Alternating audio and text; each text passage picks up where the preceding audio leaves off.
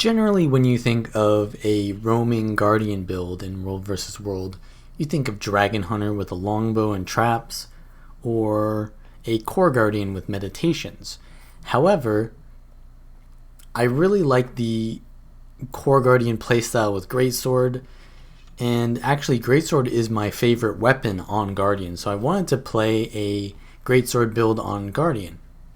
So I went to Core Guardian, and basically Core Guardian has a lot of weaknesses that I didn't really like. First of all, it has very little sustain in high skill situations, and it doesn't get focused. Well, it gets focused very easily. So I don't really like the builds that kind of just die immediately. I like to have a lot of sustain and be able to work with outnumbered situations.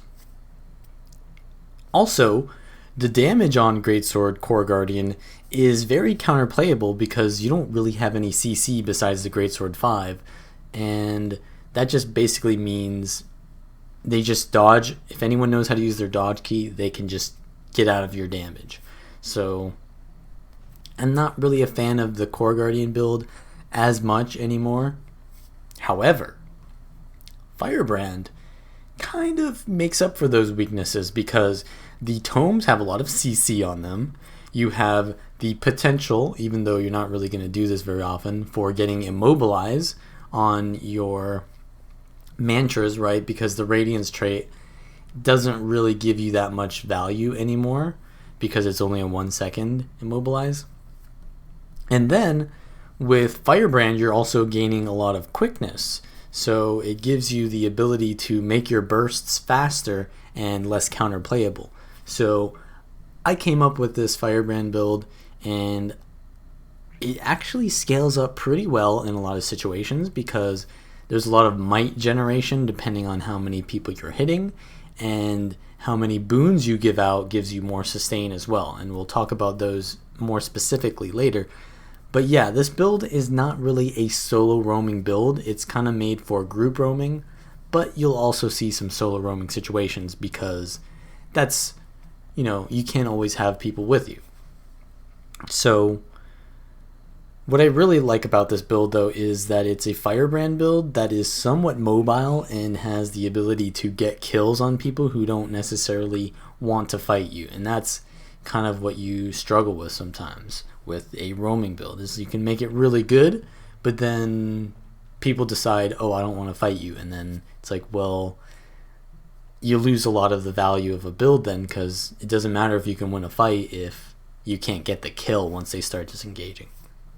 So I have the Greatsword sword, which gives you a lot of mobility for chasing kills. You have a lot of CC with the tomes and the shield, and then obviously there's Judge's Intervention, which you kind of need to secure those kills. But anyways, let's go over the traits. So I take Radiance Valor. In Valor, there's a lot of Aegis and block synergy. Whenever you use your heal skill, you will cleanse 2 conditions. My heal skill is a mantra, which means it is an instant cast, so that is really nice. You also gain protection and might whenever you block. So you get most of your blocks from the shield 4 and your mantra heal, and then you can get some from your Tome of Courage. And you also have Stalwart Defender, which will give you 240 toughness when you're in your shield and reduce your shield skills by 20%.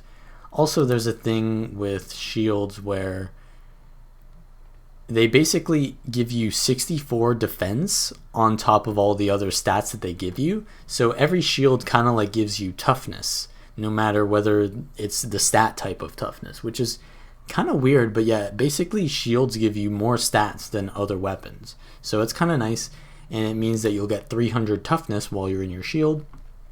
And that's nice because you don't really take any toughness on this build anywhere else. So going with like base toughness on even like a Guardian, which is, a heavy class, can be kind of squishy. So it's nice.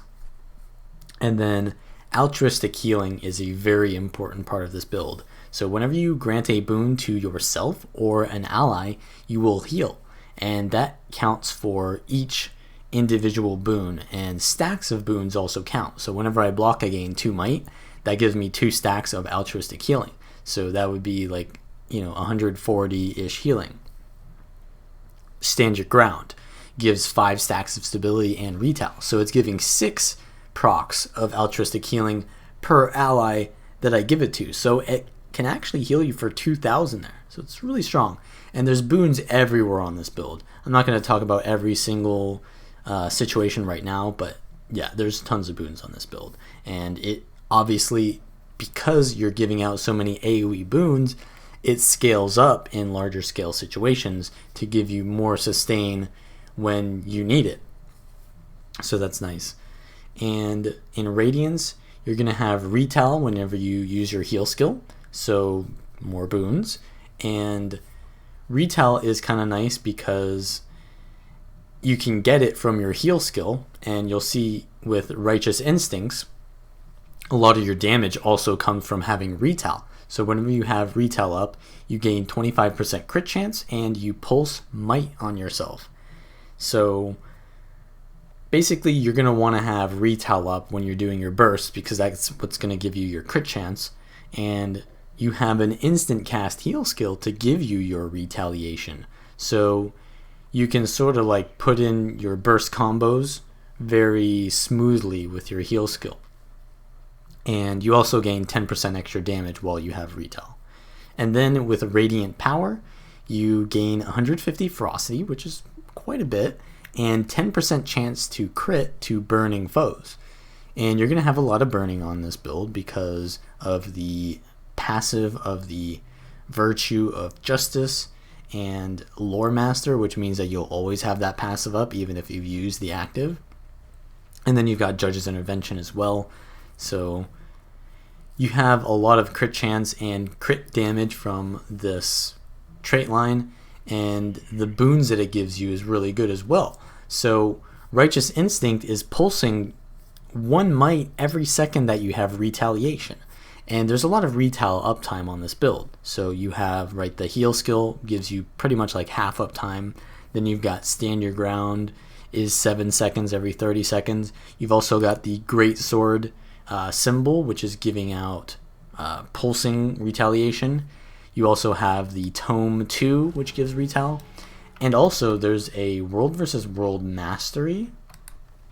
I think it's like guards or something. If you have the mastery, or if you don't have the mastery, you should get it. I'll show you guys. I think it's defense against guards. Yeah, gain retaliation for 10 seconds when you take damage from guards. So that's a pretty much half up time on that because it's every 20 seconds. So if you get the final tick of defense against guards, that's really good for this build because that'll give you more retaliation uptime. So that's really good. And as I was saying, the retaliation gives you 1 might every second, so you can pretty much get 7 might because it lasts 7 seconds each. And every time that it pulses that might, it's giving you healing. So it's like basically whenever you have retail, it's giving you 70 heal per second. And that adds up with your Tome of Resolve passive, which heals you for another like 80 per second. And then you'll also get a decent amount of regen with this build because of Mantra of Lore. So you've got a lot of regen over time with this build. So it gives you some good sustain. And then you also have in Firebrand, you have Liberator's Vow, which gives AoE quickness to your allies.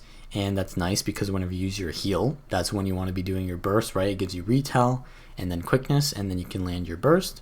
You also have some more quickness here when you enter tomes. And your mantras will be lower recharge, which is also nice because your heal skill is very valuable and your Mantra of Lore is very valuable. And it also gives you an immobilize on the final charge. So you have 3 charges and then the final charge does a lot more effect. But you don't want to do that usually because then it's on a longer cooldown. But if you're really going in for the kill, you can immobilize and get quickness at the same time, which can allow you to land your burst in a short window of time without them being able to dodge it. So it's really good. And then finally, Lore Master gives you your Virtue passives while they're on cooldown. We talked about that. So you get the healing, you get the burning for the crit chance, and You also have your tome skills gaining reduced recharge, which isn't the actual tomes themselves. They stay the same cooldown, but the skills inside the tomes have lower cooldown, which is nice because some of the skills in the tomes are more valuable than the others. So you don't want to waste your pages on those, but you do want to use them on like the 4 and the 5 skills. So having them on lower cooldown allows you to use them more often. The equipment I take is a mix of Valkyrie and Marauder, because you have a lot of the crit chance that you gain from Radiance, so you don't need to actually go full Marauders. So I go 30-ish% crit chance. You can go 30 to 35, and because you go into Radiance, right, you gain 25 from having Retail, and you gain 10% to burning foes. So right there, that's 35% crit chance. So if I have 30, I'm now at 65. I also have Fury from my sword symbol, which will give another 20, and then Fireworks runes.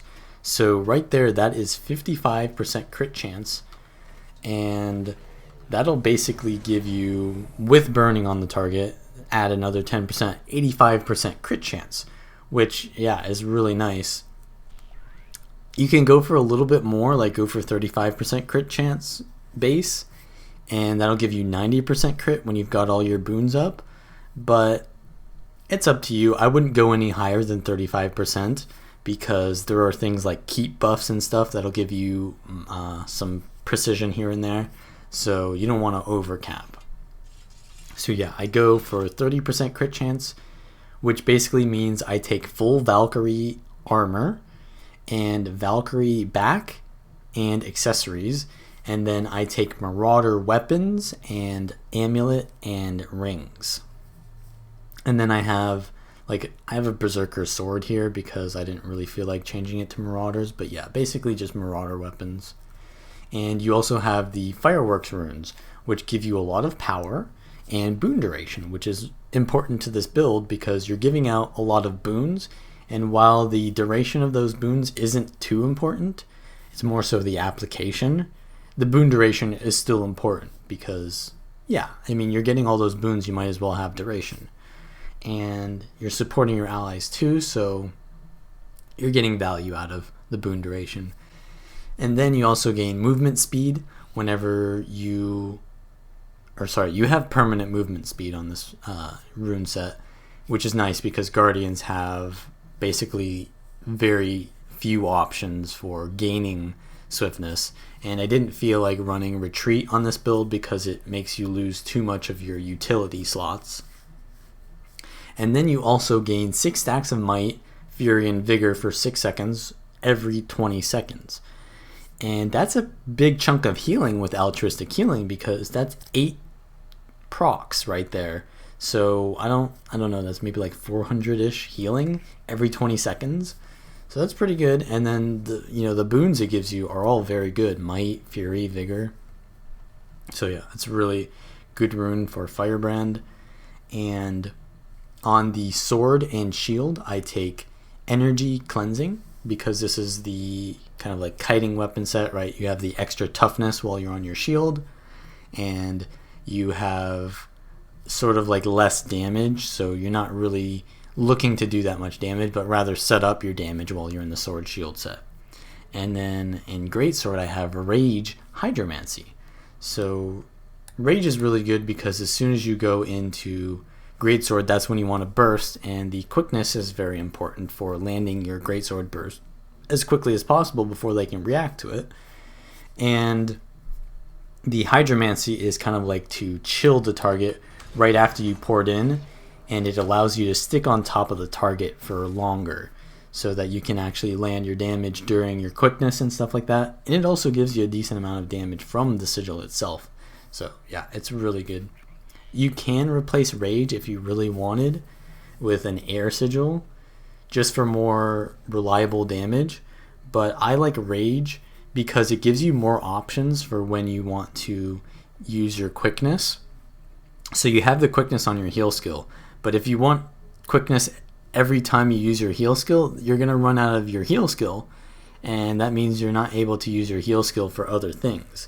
So I find having extra quickness gives you more options and less predictability for when you want to burst. For the food, I am taking spiced peppercorn cheesecakes, which give you damage reduction, concentration, and chance on crit to gain might. And then for the sharpening stone, I'll just use anything. But the reason why I like the cheesecake is because concentration, yeah, it's very nice on this build. So you get basically 6% more boon duration from the 100% or the 100 concentration you get, which isn't amazing. But because those boons give you a lot of other stuff, so when I have retail, I gain healing and might, right? So having more boon duration in a way gives you more might, which gives you more damage. And then also your fury uptime isn't really the best, so I like a little bit more boon duration there, which is giving you precision and stuff. So yeah, the boon duration is nice from the cheesecake, but also the chance to gain might on crit is insane. So there's no ICD on this, which means in like large AoE situations, you're gaining a lot of might and a lot of sustain, right? Because every time you gain a boon, you're healing. So this scales up very well, just like altruistic healing scales up. This is also giving you more boons when you're hitting more enemies. So for example, when I get in combat, I'm going to gain 6 might here, and then I'm going to give myself a little bit of retail from Symbol of Wrath, which is going to give me might every second. But then after that, all of my crits are going to have a 33% chance to give me might. So you'll see here, I'm going to cleave 2 targets out, and let's see how much might I get. Yeah, so it went up pretty high there. And that gives you a lot of sustain, as I said, and a lot of damage, because might is giving you 30 power per stack. So yeah, you can upkeep a pretty high amount of might on this build. So the weapon skills. On Greatsword, the auto attack chain is not amazing, but the final hit will actually give you might per target that you hit, and that scales up pretty well in AoE situations because might is giving you damage and healing. So yeah, it's pretty nice. The Greatsword 2 is your big damage skill. It sends out projectiles as well as doing a lot of AoE damage in a radius around you. So if you want to do more damage to a singular target, you'll use it inside them so that all the projectiles hit that target instead of going out to the surrounding areas. And another thing is that Whirling Wrath kind of makes you move slower while you're using it. So you kind of want to like be in front of your target when you start using it and then follow through in the direction that they're moving. Or just have the chill from your Hydromancy sigil to stay on top of them. But yeah, you generally want to use your quickness with Whirling Wrath, and it can do a decent amount of damage, like 10k sometimes I'll get on like squishy targets. That's your big damage spell right there. It's on an 8-second cooldown. Then you have Leap of Faith. Leap of Faith is a very strong ability because it does pretty decent amount of damage, and it blinds. It can also be used for mobility, and it will heal you for 1,000 per target that you hit. So that can heal you for 5,000 potentially, which is really nice, right? As I'm saying, this is all scaling up for like larger fights. Another thing is landing the Greatsword 3 can be a little bit difficult on moving targets. If it's stationary, it's very easy to hit the target, but as you can see here, my character stops moving once it gets to the target, and then afterwards there's a slight delay before it actually hits.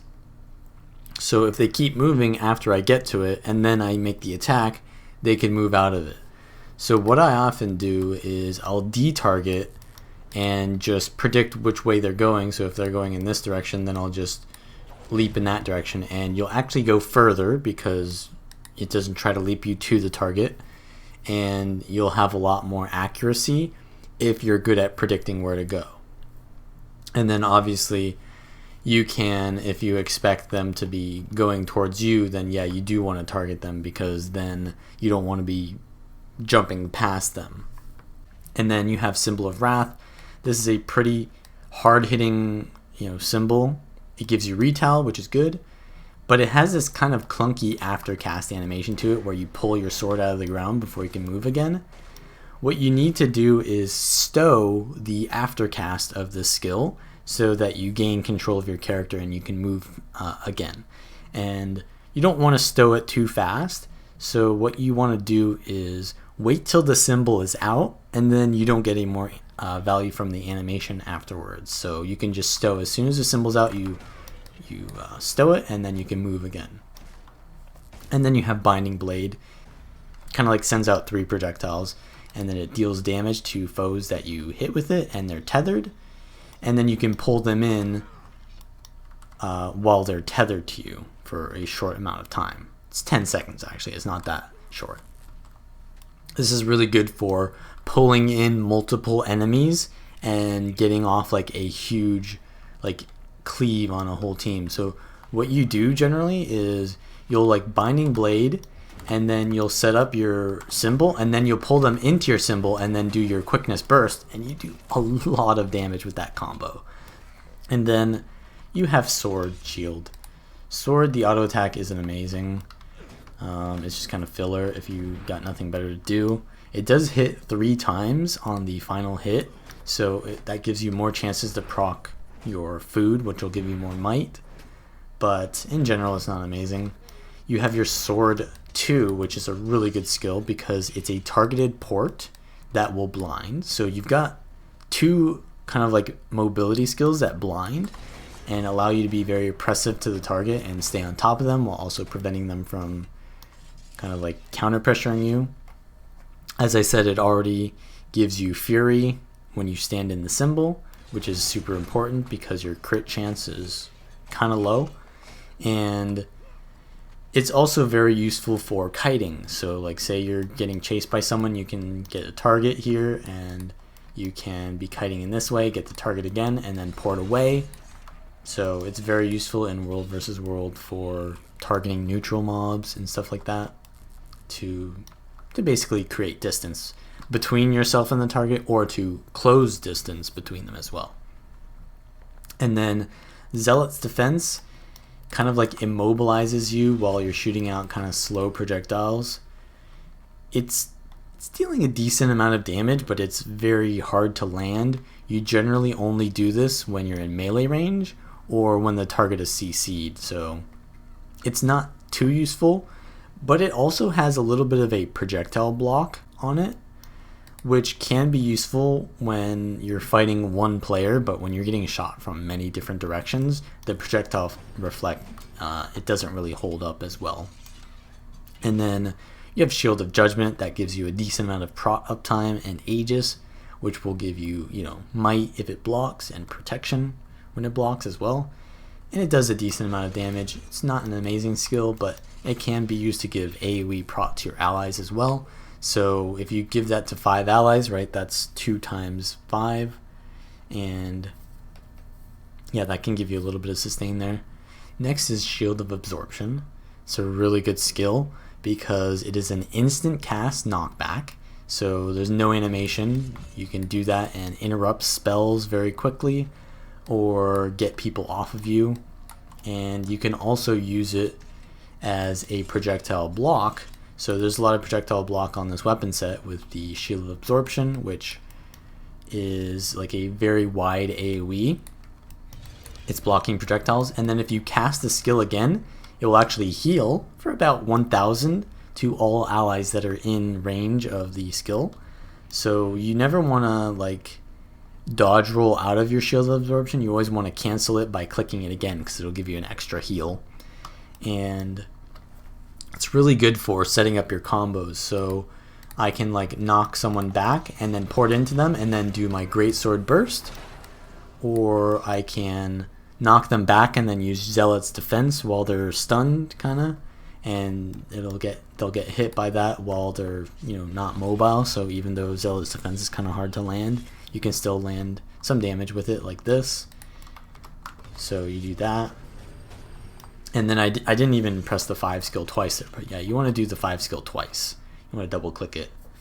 And then the heal skill, I'm using the mantra, which gives you Aegis. It doesn't really give you a lot of healing, but it gives you a lot of boons, which ends up healing you. And you have a lot of other ways to give yourself healing on this build, so you're not really reliant on your heal skill with this build to heal. And then you gain quickness, obviously, with the no animation cast. You have standard ground, which is just bread and butter for World vs. World, giving stability to your allies. Has a lot of synergy with altruistic healing. Then you have Mantra of Lore, which gives you a lot of regeneration. It gives you a double Condi Cleanse on 9-second cooldown, so it's pretty strong for replacing the meditation kit, because you don't have those meditations to cleanse for you. So having 2 Condi Cleanse every 9 seconds is pretty good. If you really get pressured, the final charge will give you a 5 Condi conversion, and this also applies to your allies. So that's a huge swing right there, because not only do you remove 5 conditions, but you gain 5 boons. So yeah, that's a huge skill there, and it obviously gives you a lot more regen on that final charge. Then you have Judge's Intervention. This is just like a symbol of blades without the symbol, and it's twice the range, so you can use both of these skills to kind of catch up to the target. You don't want to use them both at the same time, because then you've kind of thrown all your eggs into the same basket. But yeah, what you can generally do is you can port on the target and then do your Greatsword swap, and then maybe they'll try to get away from you, and then you can start casting your Greatsword Whirl and do your Judge's Intervention into your heal skill for extra damage.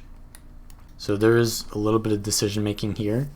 You have either Renewed Focus, which is giving you more tome usage, and an invuln, so it's really good for preventing you from getting focused. Or you can use Mantra of Liberation, which gives you stability and stun break. So Judge's Intervention I don't really consider a stun break, so you really only have 1 stun break on this build. So this can be nice because it gives you and your allies more stun breaks, and obviously it's giving boons, which is giving you sustain, but Renewed Focus would technically give you more boons because it would give you your tomes, which give you tons of boons. And your tomes, a lot of people are they don't understand how the tomes work, but if you just kind of remember that each and every tome skill is kind of the same as the other tomes, it's easier to remember. So the first skill in all the tomes is a cone in front of you. You just throw out fire in the fire tome, you throw out healing in the healing tome, and you give out boons like stability and swiftness in the prot tome or the courage tome. The 2 skills are always going to be a point blank AoE around you. In the fire tome, it gives you weakness and burning. In the heal tome, it gives you a Condi Cleanse and healing. And in the protection tome, it gives you a taunt and retaliation. And these are very small radius, so you got to be kind of close to the target to use them. And your 3 skills are always going to be ranged ground target AoEs. In the fire tome, it gives you this pull towards the center, which is really good CC. In the healing tome, you will gain swiftness, regen, and vigor to anyone who is hit by that. It's for your allies.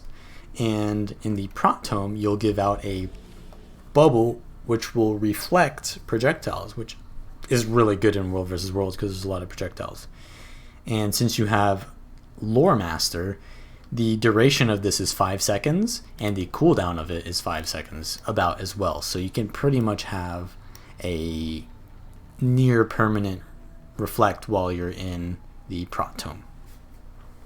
And then the 4 skills are very wide AoE point blank.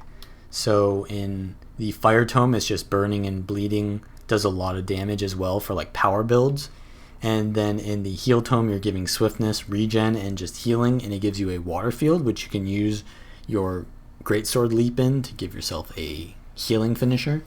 And then in the prot tome, it's giving you a resistance field, which is giving you boons and healing, but also giving you resistance to conditions for you and your allies, which is very nice because you have not the best Condi cleanse on Firebrand since the nerfs. So this is still very good. And it's also a stun break. It's the only tome skill that's a stun break, so it's actually very good. And one of the reasons why I don't go for the Mantra of Liberation is because you have this as well. And obviously, if you're not in the prot tome already, you can't get into it if you're stunned. So yeah, there are weaknesses to it. But yeah, you do have a stun break here. And then the 5 skill is a point blank buff AoE around you, 600 range.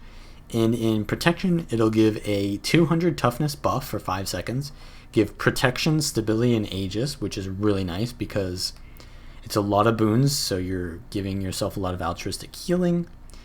And then in the healing tome, you're going to be giving out a 2 condition convert into boons, which is nice because it's also going to give out boons, right? Which is going to give you altruistic healing. And it's going to give out a 20% healing effectiveness buff, which you don't really take too much value in because you're not going to be healing them, but they can heal more. And that's kind of nice for Condi Cleanse. And then in Fire Tome, you have a buff that is kind of like a Venom, and the next 3 attacks that each ally uses will give burns. So if I use this on 5 people and they all hit the same target, that can give out 15 burns to one target, which will add up to quite a bit of damage. As you can see here, 4 stacks or 5 stacks of burn was doing 900 ticks. So if I had 15, that would be doing a lot of damage as a power build. So yeah, it's a really strong ability even if you're not Condi. And there are some combos that you can be doing with your tome skills. So like say I just used my Greatsword Burst and I want to wait for my combos to come back up. I can go into the prot tome, use the 4 and 5 skill. You want to use those skills usually the first thing you do because they're the highest effect or impact skills, and then you'll get their cooldown running and you want to use them again right before you leave. But then what you can do is you can do a 1 second taunt before you leave, and because you get quickness when you leave your tome, you can do your Greatsword 2 immediately into the taunt, and that'll give out a lot of damage, and that'll give you retail as well, so you don't even need to use your heal skill there. Another combo you can do is like your Fire Tome 3 into the Greatsword 3, and then you can do your heal into the whirl. So yeah, there's a lot of ways that you can go in and CC and disrupt the front line while doing lots of damage. And the reason why I really like this build so much is because it has that like frontline bruiser kind of feel to it. It's not like typical Firebrand where you're just like a heal bot. And I'm sure a lot of people will like this too, right? They don't like being supports, but they do like being heavy frontliners. So this build definitely feels a lot of fun to me, and it has that Paladin kind of feel to it, which I love that playstyle. This is going to be a 1v1 versus a Reaper. Reapers are pretty hard counters to Firebrands because they don't really care about Aegis, and they do tons of damage. So as soon as I engage the Reaper, they have full Shroud. I try to kite and CC them while they're in Shroud and just survive, and then when they leave, I try to land my burst combo. But they have a bunch of stun breaks, which is going to make this a little bit more complicated. So I have to kite away and heal around this cliff because they could just free cast on me. I leap away when they go in Shroud, and then I go right back in after they leave Shroud. And they're going to enter Shroud again because it is a 10-second cooldown, so I'm preparing for that. I have to kite very hard here because they're doing tons of damage with permanent quickness. I have to use my final mantra charge on my heal skill, but I do land my Greatsword 5, precast the symbol and pull them into my Greatsword 2 and do a really nice burst to finish them off before I'm about to die. And this next clip is more of a group fight. So I'm trying to support my allies while also seeing where I can disrupt the enemy and maybe get a kill here and there. So we're fighting at this sort of choke point, and I'm able to spam my tome F1 through the wall, which is really nice. And by the way, your swap sigils will proc when you go into a tome, so that's very effective for if you want to get more aggression or if you want to get more defense, because you can just stay in that weapon set and just use tomes to proc those sigils. So yeah, we're fighting kind of like very sustain oriented enemies right now, so I'm not really going in. I'm just kind of looking for the right moment to go in and just supporting my team while I wait. I land my Greatsword 5 into the pull combo there, and I get a couple downs there, so that's a huge burst play that I did there. We get the stomp, and now we're kind of looking to get more kills. I put down my tome pull into the choke point to see if I can get anyone who's trying to retreat, but they've all got stability. My teammate goes down here and gets stomped. There's nothing I can do there, and I'm now getting focused because we are a little bit outnumbered here. And at this point we see that the Reaper is a good target, so I poured in and tried to CC them, but I get tons of immobilize and CC on me in the choke point. I save my last mantra charge there. I don't need to use it immediately, and I see that my teammate goes down, so at this point I realize we probably need to disengage here. I can't get that res, so I target a neutral mob, I port away, and then swap to Greatsword and leap, and just with that I am out of combat and I am ready to leave. So if you like this kind of content, give it a like and subscribe for more, and I will see you next one.